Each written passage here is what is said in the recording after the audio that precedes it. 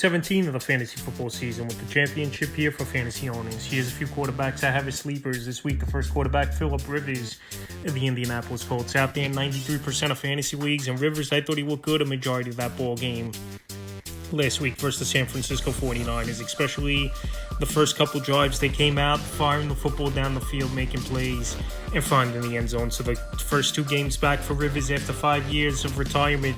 Week 15 at Seattle, 120 pass yards, a touchdown, and interception. In Week 16 versus the Niners, 277 pass yards, 2 touchdowns, and interceptions. So this week, middle of the pack matchup versus the Jacksonville Jaguars. They give up the 13th most fantasy points to quarterbacks on the season. And we know in this one, most likely they're going to be chasing points. And we also know Rivers, he's good for a turnover or two in a ball game. But also, he's still got that gunslinger mentality.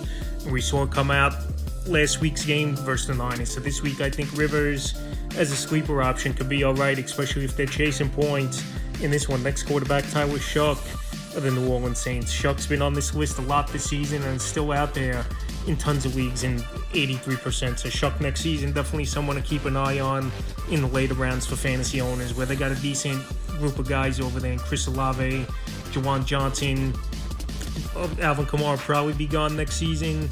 But you have Devin Neal in the backfield or whoever else they bring in free agency or through the draft next season. So Shough, the last few weeks, he's had 15 or more fantasy points. Is Tyler Shough. Week 14 at Tampa Bay, 144 pass yards, interception, 55 rush yards, 2 touchdowns. Week 15 versus the Panthers, 272 passing, a touchdown, 32 rush yards. In Week 16 versus the Jets, 308 pass yards, a touchdown, 8 rushing yards. So this week, a good matchup at the Tennessee Titans that give up the 9th most fantasy points on the season of quarterbacks. And like I said, Shough, he's showing a little bit of everything, can throw the football down the field.